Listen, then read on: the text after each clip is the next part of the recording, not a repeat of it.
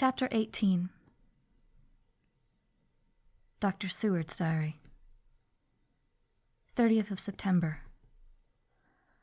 I got home at 5 o'clock and found that Godalming and Morris had not only arrived, but had already studied the transcript of the various diaries and letters which Harker and his wonderful wife had made and arranged.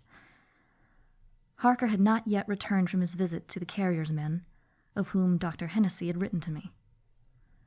Mrs. Harker gave us a cup of tea, and I can honestly say that, for the first time since I have lived in it, this old house seemed like home. When we had finished, Mrs. Harker said, "Dr. Seward, may I ask a favor? I want to see your patient, Mr. Renfield. Do let me see him. What you have said of him in your diary interests me so much."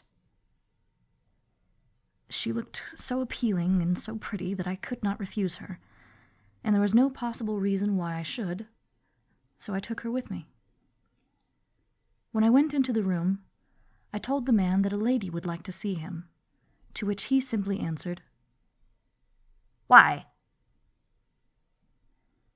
"She is going through the house and wants to see everyone in it," I answered. "Oh, very well," he said. "Let her come in, by all means, but just wait a minute till I tidy up the place." His method of tidying was peculiar. He simply swallowed all the flies and spiders in the boxes before I could stop him. It was quite evident that he feared, or was jealous of, some interference. When he had got through his disgusting task, he said cheerfully, "Let the lady come in," and sat down on the edge of the bed with his head down, but with his eyelids raised so that he could see her as she entered. For a moment I thought that he might have some homicidal intent. I remembered how quiet he had been just before he attacked me in my own study, and I took care to stand where I could seize him at once if he attempted to make a spring at her. She came into the room with an easy gracefulness which would have at once commanded the respect of any lunatic. For easiness is one of the qualities mad people most respect. She walked over to him, smiling pleasantly, and held out her hand. "Good evening, Mr. Renfield," said she. "You see, I know you, for Dr. Seward has told me of you." He made no immediate reply, but eyed her all over intently with a set frown on his face. This look gave way to one of wonder, which merged in doubt. Then, to my intense astonishment, he said, "You're not the girl the doctor wanted to marry, are you? You can't be, you know, for she's dead." Mrs. Harker smiled sweetly as she replied, "Oh, no. I have a husband of my own, to whom I was married before I ever saw Dr. Seward, or he me. I am Mrs. Harker." "And what are you doing here?" "My husband and I are staying on a visit with Dr. Seward." "Then don't stay." "But why not?" I thought that this style of conversation might not be pleasant to Mrs. Harker any more than it was to me, so I joined in, "How did you know I wanted to marry anyone?" His reply was simply contemptuous, given in a pause in which he turned his eyes from Mrs. Harker to me, instantly turning them back again. "What an asinine question!" "I don't see that at all, Mr. Renfield," said Mrs. Harker, at once championing me. He replied to her with as much courtesy and respect as he had shown contempt to me. "You will, of course, understand, Mrs. Harker, that when a man is so loved and honored as our host is, everything regarding him is of interest in our little community. Dr. Seward is loved not only by his household and his friends, but even by his patients, who, being some of them hardly in mental equilibrium, are apt to distort causes and effects. Since I myself have been an inmate of a lunatic asylum, I cannot but notice that sophistic tendencies of some of its inmates lean towards the errors of non causa and ignoratio elenchi." I positively opened my eyes at this new development. Here was my own pet lunatic, the most pronounced of his type that I had ever met with, talking elemental philosophy, and with the manner of a polished gentleman. I wonder if it was Mrs. Harker's presence which had touched some chord in his memory. If this new phase was spontaneous, or in any way due to her unconscious influence, she must have some rare gift or power. We continued to talk for some time, and seeing that he was seemingly quite reasonable, she ventured, looking at me questioningly as she began, to lead him to his favorite topic. I was again astonished, for he addressed himself to the question with the impartiality of the completest sanity. He even took himself as an example when he mentioned certain things. Why, I myself am an instance of a man who had a strange belief. Indeed, it was no wonder that my friends were alarmed and insisted on my being put under control.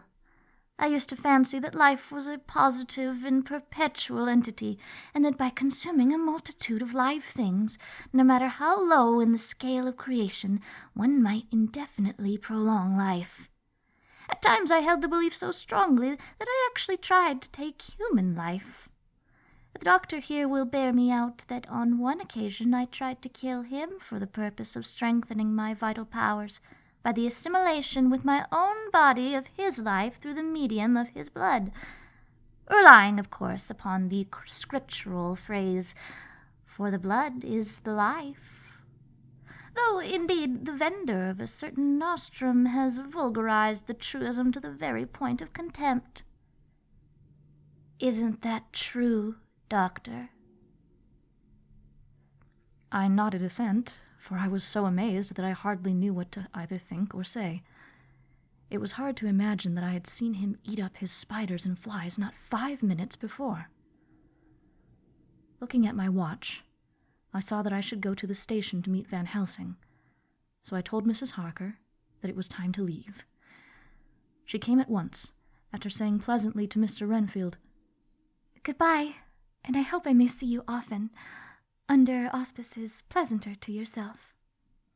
To which, to my astonishment, he replied, "Goodbye, my dear. I pray God I may never see your sweet face again. May He bless and keep you." When I went to the station to meet Van Helsing, I left the boys behind me. Poor Art seemed more cheerful than he has been since Lucy first took ill, and Quincy is more like his own bright self than he has been for many a long day. Van Helsing stepped from the carriage with the eager nimbleness of a boy. He saw me at once, and rushed up to me, saying, "Ah, friend John, how goes it all?" "Well, so, I have been busy, for I come here to stay if need be. All affairs are settled with me, and I have much to tell. Madam Mina is with you?" "Yes, and her so fine husband." "And Arthur, and my friend Quincy, they are with you too?" "Good." As I drove to the house, I told him of what had passed, and how my own diary had come to be of some use through Mrs. Harker's suggestion, at which the professor interrupted me. "Ah, that wonderful Madam Mina! She has a man's brain, a brain that a man should have were he much gifted, and a woman's heart. The good God fashioned her here for a purpose, believe me, when he made that so good combination. Friend John, up to now fortune has made that woman of help to us. After tonight, she must not have to do with this so terrible affair. It is not good that she run a risk so great. We men are determined, nay, are we not pledged, to destroy this monster, but it is no part for a woman. Even if she be not harmed, her heart may fail her in so much and so many horrors, and hereafter she may suffer, both in waking from her nerves and in sleep from her dreams. And besides, she is young woman and not so long married. There may be other things to think of some time, if not now. You tell me she has wrote all, then she must consult with us. But tomorrow she say goodbye to this work, and we go alone." I agreed heartily with him, and then told him what we had found in his absence, that the house which Dracula had bought was the very next one to my own. He was amazed, and a great concern seemed to come on him. "Oh, that we had known it before," he said, "for then we might have reached him in time to save poor Lucy. However, the milk that is spilt cries not out afterwards, as you say. We shall not think of that, but go on our way to the end." Then he fell into a silence that lasted till we entered my own gateway. Before we went to prepare for the dinner, he said to Mrs. Harker, "I am told, Madam Mina, by my friend John, that you and your husband have put up in the exact order all things that have been up to this point." "Not up to the moment, Professor," she said impulsively, "but up to this morning." "But why not up to now? You have seen hitherto how good light all the little things have made. We have told our secrets, and yet no one who has told is the worse for it." Mrs. Harker began to blush, and taking a paper from her pockets, she said, "Dr. Van Helsing, will you read this and tell me if it must go in? It is my record of today. I, too, have seen the need of putting down at present everything, however trivial. But there is little in this except what is personal. Must it go in?" The professor read over it gravely and handed it back, saying, "It need not go in if you do not wish it, but I pray that it may. It can but make your husband love you the more, and all us, your friends, more honor you, as well as more esteem and love." She took it back with another blush and a bright smile. And so now, up to this very hour, all the records we have are complete and in order. The professor took away one copy to study after dinner, and before our meeting, which is fixed for 9 o'clock. The rest of us have already read everything, so when we meet in the study we shall all be informed as to the facts, and can arrange our plan of battle with this terrible and mysterious enemy.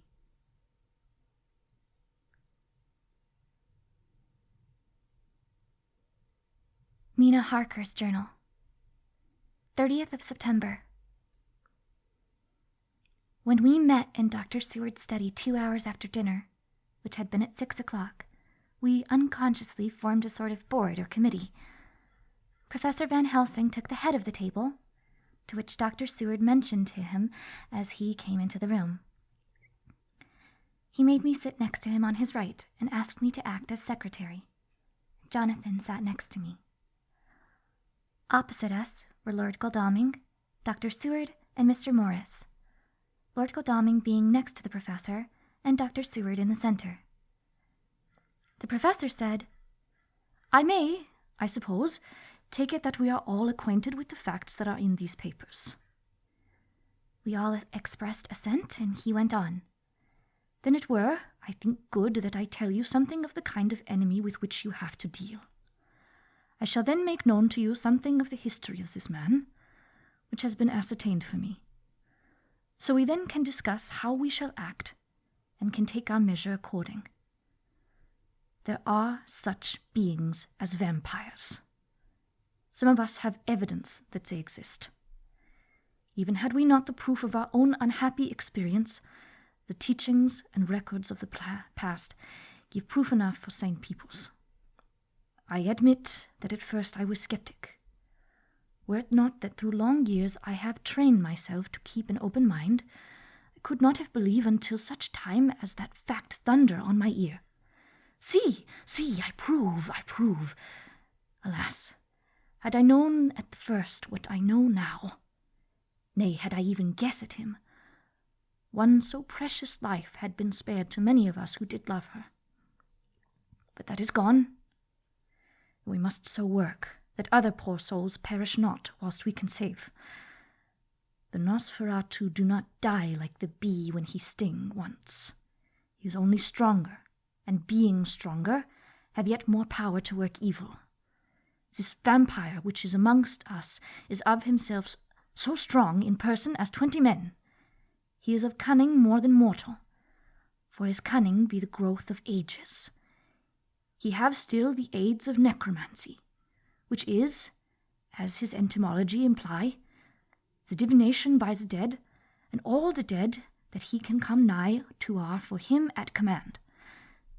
He is brute, and more than brute. He is devil in callous, and the heart of him is not. He can, within limitations, appear at will when and where and in any of the forms that are to him. He can, within his range, direct the elements, the storm, the fog, the thunder. He can command all the meaner things, the rat, and the owl, and the bat, the moth, and the fox, and the wolf. He can grow and become small, and he can at times vanish and become unknown. How then are we to begin our strike to destroy him? How shall we find his where, and having found it, how can we destroy? My friends, this is much. It is a terrible task that we undertake, and there may be consequence to make the brave shudder. For if we fail in this our fight, he must surely win, and then where end we? Life is nothings, I heed him not. But to fail here is not mere life or death. It is that we become as him, that we henceforward become foul things of the night, like him, without heart or conscience, preying on the bodies and the souls of those we love best. To us forever are the gates of heaven shut, for who shall open them to us again? We go on for all time abhorred by all, a blot on the face of God's sunshine, an arrow in the side of him who died for man. But we are to face with duty, and in such case must we shrink. For me, I say no. But then I am old, and life, with his sunshine, his fair places, his song of birds, his music and his love, lie far behind. You others are young. Some have seen sorrow, but there are fair days yet in store. What say you? Whilst he was speaking, Jonathan had taken my hand. I feared, oh so much, that the appalling nature of our danger was overcoming him when I saw his hand stretch out. But it was life to me to feel its touch. So strong, so self-reliant, so resolute. A brave man's hand can speak for itself. It does not even need a woman's love to hear its music. When the professor had done speaking, my husband looked in my eyes, and I in his. There was no need for speaking between us. I answer for Mina and myself, he said. Count me in, Mr. Professor, said Mr. Quincy, laconically, as usual. I am with you, said Lord Godalming, for Lucy's sake, if for no other reason. Dr. Seward simply nodded. The professor stood up, and, after laying his golden crucifix on the table, held out his hand on either side. I took his right hand, and Lord Godalming his left. Jonathan held my right with his left, and stretched across to Mr. Morris. So as we all took hands, our solemn compact was made. I felt my heart icy cold, but it did not even occur to me to draw back. We resumed our places, and Dr. Van Helsing went on with a sort of cheerfulness which showed that the serious work had begun. It was to be taken as gravely and in as businesslike a way as any other transaction of life. Well, you know what we have to contend against, but we too are not without strength. We have on our side power of combination, a power denied to the vampire kind. We have sources of science. We are free to act and think, and the hours of the day and the night are ours equally. In fact, so far as our powers extend, They are unfettered, and we are free to use them. We have self-devotion in a cause, and an end to achieve which is not a selfish one. These things are much. Now let us see how far the general powers arrayed against us are restrict, and how the individual cannot. In fine, let us consider the limitations of the vampire in general, and of this one in particular. All we have to go upon are traditions and superstitions. These do not at first appear much, when the matter is one of life and death, nay, more than either life or death. Yet must we be satisfied. In the first place, because we have to be, and no other means is at our control, and secondly, because, after all, these things, tradition and superstition, are everything. Does not the belief in vampires rest for others, though not, alas, for us, on them?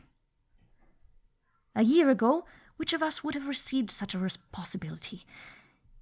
In the midst of our scientific, skeptical, matter-of-fact 19th century, we even scouted a belief that we saw justified under our very eyes.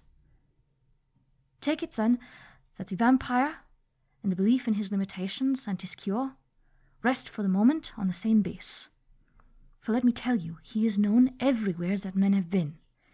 In old Greece, in old Rome, he flourished in Germany all over, in France, in India, even in the Chernobyls, and in China, so far from us in all ways, there even is he, and the peoples fear him at this day. He have followed the wake of the berserker Icelander, the devil-begotten Hun, the Slav, the Saxon, the Magyar. So far, then, we have all we may act upon. And let me tell you that very much of the beliefs are justified by what we have seen in our own so unhappy experience. The vampire live on, and cannot die by mere passing of the time. He can flourish when that he can fatten on the blood of the living. Even more, we have seen amongst us that he can even grow younger, that his vital faculties grow strenuous, and seem as though they refresh themselves when his special pabulum is plenty. But he cannot flourish without his diet. He cannot eat as others. Even friend Jonathan, who lived with him for weeks, did never see him eat, never. He throws no shadow, he make in the mirror no reflect, as again Jonathan observe. He has the strength of many of his hand. Witness again Jonathan when he shut the door against the wolves, and when he help him from the diligence too. He can transform himself to a wolf, as we gather from the ship arrival in Whitby. When he tear open the dog, he can be as bat, as Madame Bina saw him on the window at Whitby, and as friend John saw him fly from this so near house, and as my friend Quincy saw him at the window of Miss Lucy. He can come in mist which he create. That noble ship's captain provided him of this. But, from what we know, the distance he can make this mist is limited, and it can only be around himself. He come on moonlight rays as elemental dust, as again Jonathan saw those sisters in the castle of Dracula. He becomes so small, we ourselves saw Miss Lucy, ere she was at peace, slip through a hairbreadth space at the tomb door. He can, when once he find his way, come out from anything or into anything, no matter how close it be bound or even fused up with fire. Solder, you called it. He can see in the dark, no small power this, in a world which is one half shut from the light. But hear me through. He can do all these things, yet he is not free. Yea, he is even more prisoner than the slave of a galley, than the madman in his cell. He cannot go where he lists. He who is not of nature has yet to obey some of nature's laws. Why, we know not. He may not enter anywhere at first, unless there be someone of the household who bid him to come, though afterwards he can come as he please. His power ceases, as does that of all evil things, at the coming of the day. Only at certain times can he have limited freedom. If he be not at the place whither he is bound, he can only change himself at noon or at exact sunrise or sunset. These things we are told, and in this record of ours we have proof by inference. Thus, whereas he can do as he will within his limit, when he have his earth home, his coffin home, his hell home, the place unhallowed, as we saw when he went off to the grave of the suicide at Whitby, still at other time he can only change when the time come. It is said, too, that he can only pass running water at the slack or the flood of the tide. Then there are things which so afflict him that he has no power, as the garlic that we know of, and as for things sacred, as this symbol, my crucifix, that was amongst us even now when we resolve. To them he is nothing, but in their presence he take his place far off and silent with respect. There are others too, which I shall tell you of, lest in our seeking we may need them. The branch of wild rose on his coffin keep him that he move not from it. A sacred bullet fired into the coffin kill him so that he may be true dead. And as for the stake through him, we know already of its peace, or the cut-off head which giveth rest. We have seen it with our eyes. Thus, when we find the habitation of this man's it was, we can confine him to his coffin and destroy him, if we obey that we know. But he is clever. I have asked my friend Arminius, of the Budapest University, to make his record, and from all the means that are, he tell me of what he has been. He must indeed have been that voivode Dracula, which won his name against the Turk, over the great river on the very frontier of Turkeyland. If it be so, then he was no common man.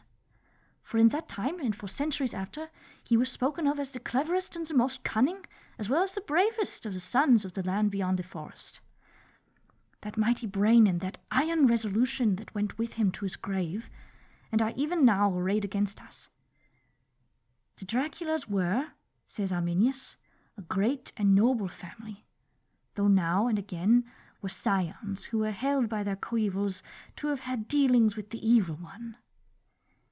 They learned his secrets in the Scholomance, amongst the mountains over Lake Hermannstadt, where the devil claims the 10th scholar as his due.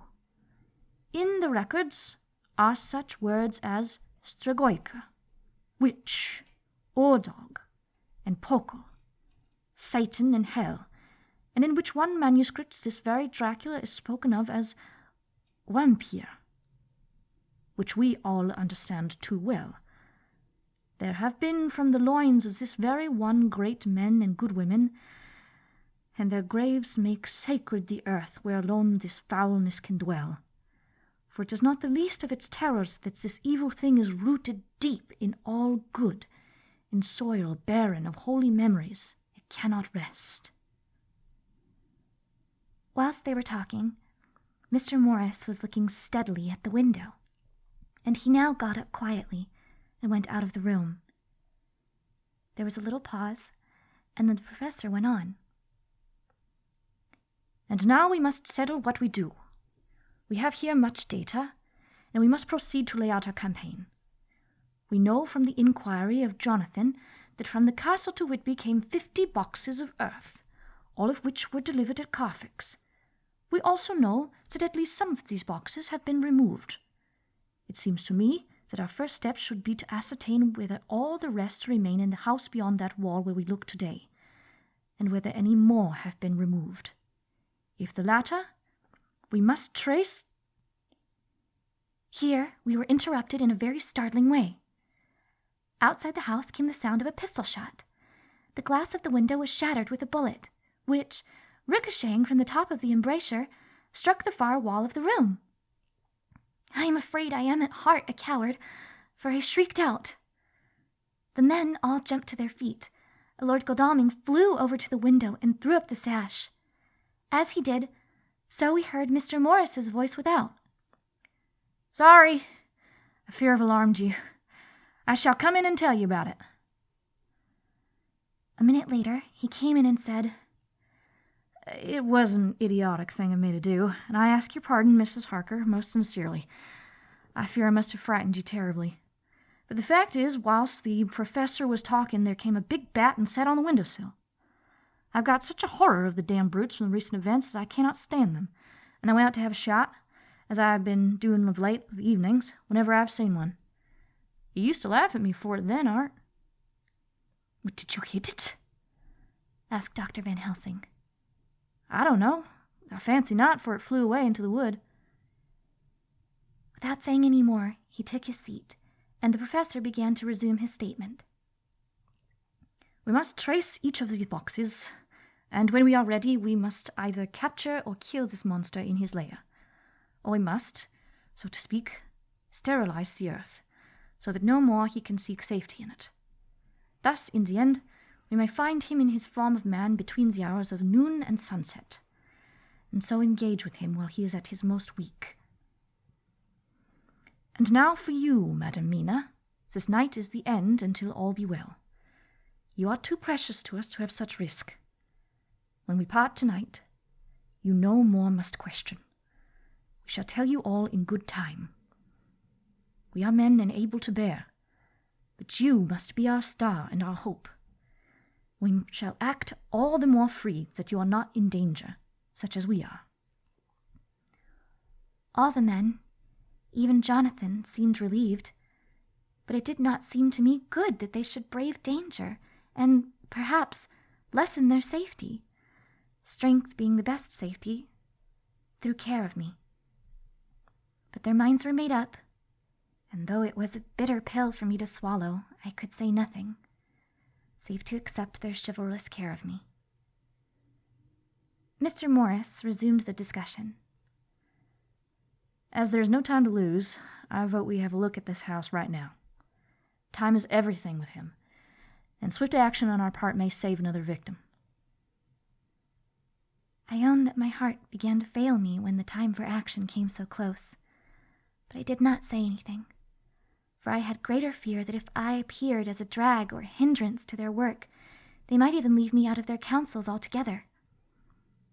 They have now gone off to Carfax, which means to get into the house. Manlike, they told me to go to bed and sleep, as if a woman can sleep when those she loves are in danger. I shall lie down and pretend to sleep, lest Jonathan have added anxiety about me when he returns.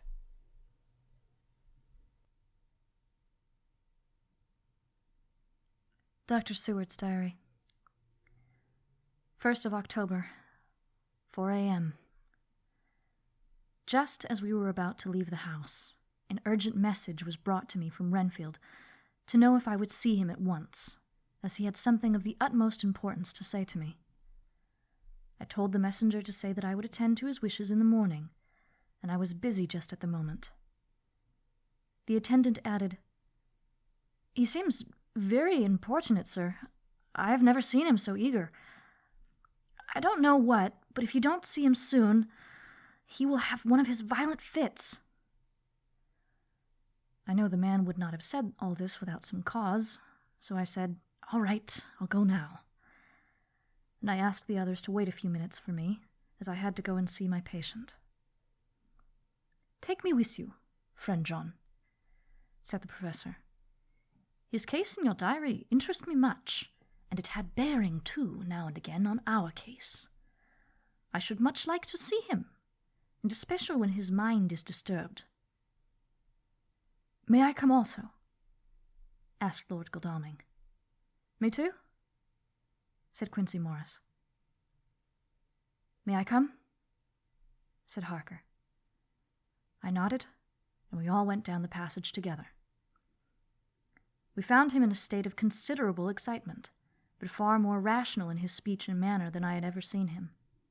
There was an unusual understanding of himself, which was unlike anything I had ever met with in a lunatic, and he took it for granted that his reasons would prevail while others entirely sane.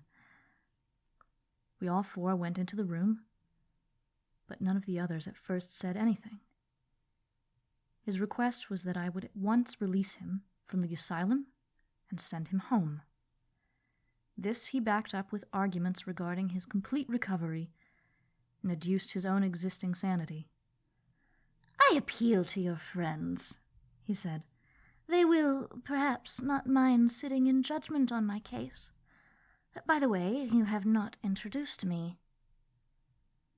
I was so much astonished that in the oddness of introducing a madman in an asylum did not strike me at the moment.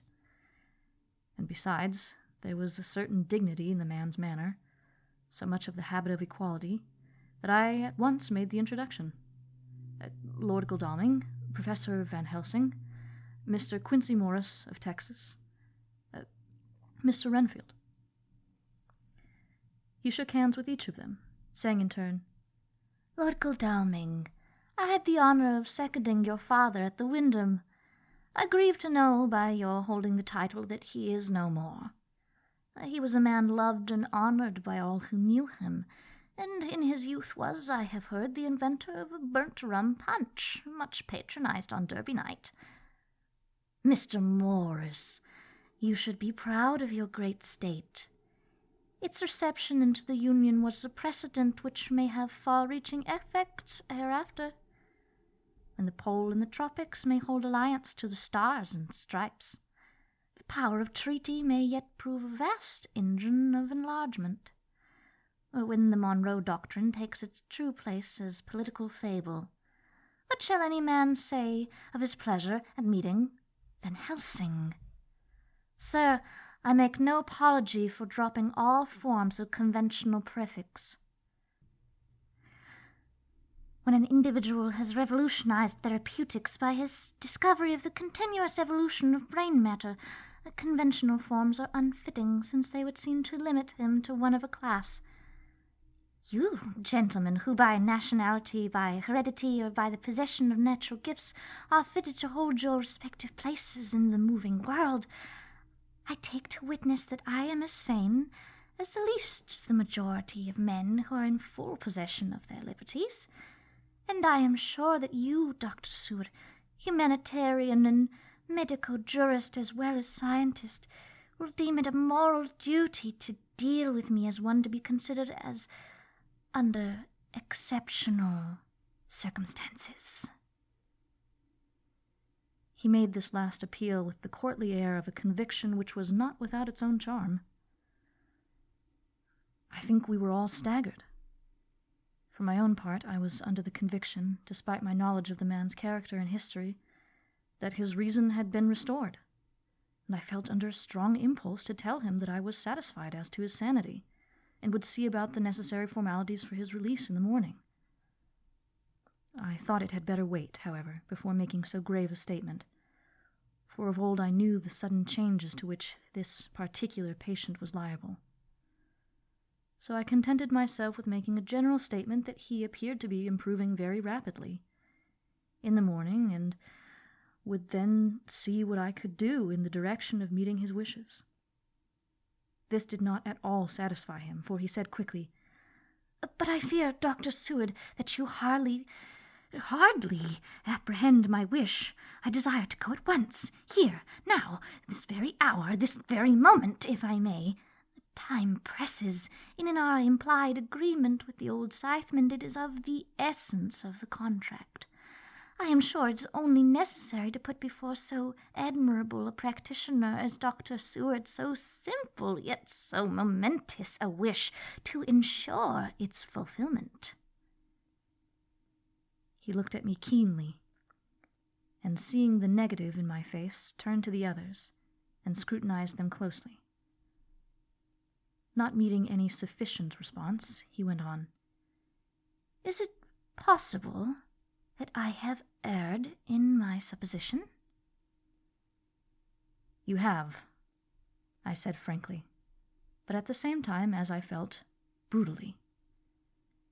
There was a considerable pause, and then he said slowly, "Then I suppose I must only shift my ground of request.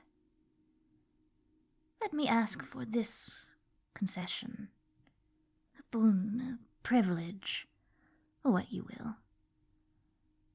I am content to implore in such a case not on personal grounds, but for the sake of others. I am not at liberty to give you the whole of my reasons, but you may, I assure you, take it from me that they are good ones, sound and unselfish, and spring from the highest sense of duty.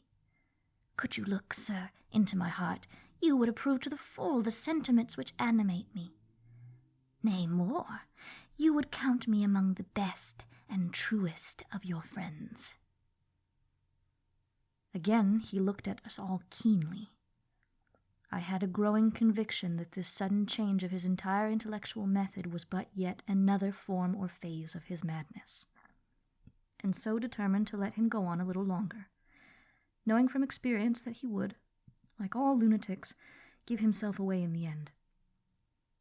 Van Helsing was gazing at him with a look of utmost intensity, his bushy eyebrows almost meeting with the fixed concentration of his look. He said to Renfield in a tone which did not surprise me at the time, but only when I thought of it afterwards, for it was as one addressing an equal. "Can you not tell frankly your real reason for wishing to be free tonight? I will undertake that if you will satisfy even me, a stranger, without prejudice, and with the habit of keeping an open mind, Dr. Seward will give you, at his own risk and on his own responsibility, the privilege you seek."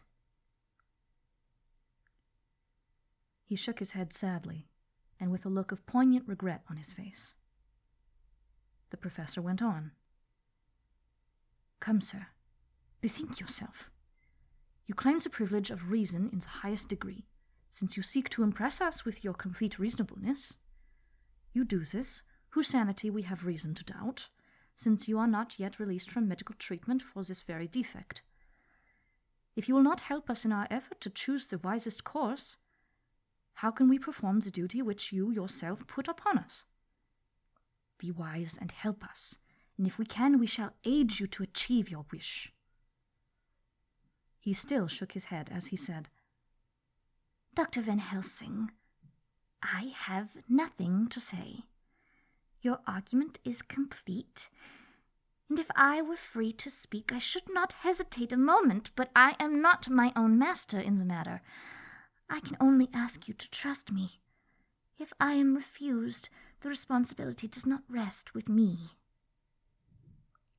I thought it was now time to end the scene, which was becoming too comically grave, so I went towards the door, simply saying, "Come, my friends, we have work to do. Good night." As, however, I got near the door, a new change came over the patient. He moved towards me so quickly that for the moment I feared that he was about to make another homicidal attack. My fears, however, were groundless, for he held up his two hands imploringly and made his petition in a moving manner. As he saw that the very excess of his emotion was militating against him, by restoring us more to our old relations, he became still more demonstrative. I glanced at Van Helsing and saw my conviction reflected in his eyes, so I became a little more fixed in my manner, if not more stern, and motioned to him that his efforts were unavailing. I had previously seen some of the same constantly growing excitement in him, when he had to make some request of which at the time he had thought much, such, for instance, as when he wanted a cat, and I was prepared to see the collapse into the same sullen acquiescence on this occasion. My expectation was not realized, for when he found that his appeal would not be successful, he got into quite a frantic condition. He threw himself on his knees and held up his hands, wringing them in plaintive supplication, and poured forth a torrent of entreaty, with the tears rolling down his cheeks, and his whole face and form expressive of the deepest emotion. "Let me entreat you, Dr. Seward, oh, let me implore you to let me out of this house at once. Send me away now, how you will and where you will. Send keepers with me, with whips and chains. Let them take me in strait waistcoat, manacled and leg ironed, even to a gaol. But let me go out of this. You don't know what you do by keeping me here. I am speaking from the depths of my heart, of my very soul. You don't know whom you wrong or how, and I may not tell. Oh, woe is me, I may not tell. By all you hold sacred, by all you hold dear, by your love that is lost, by your hope that lives, for the sake of the Almighty, take me out of this and save my soul from guilt. Can't you hear me, man? Can't you understand? Will you never learn? Don't you know that I am sane and earnest now, that I am no lunatic in a mad fit, but a sane man fighting for his soul? Oh, hear me, let me go, let me go, let me go. I thought that the longer this went on, the wilder he would get, and so would bring on a fit. So I took him by the hand and raised him up. "Come," I said sternly. "No more of this. We've had quite enough already. Get to your bed and try to behave more discreetly." He suddenly stopped and looked at me intently for several moments. Then, without a word, he rose and, moving over, sat down on the side of the bed. The collapse had come, as on the former occasion, just as I had expected. When I was leaving the room, last of our party, he said to me in a quiet, well-bred voice, "You will, I trust, Dr. Seward, do me the justice to bear in mind later on that I did what I could to convince you tonight."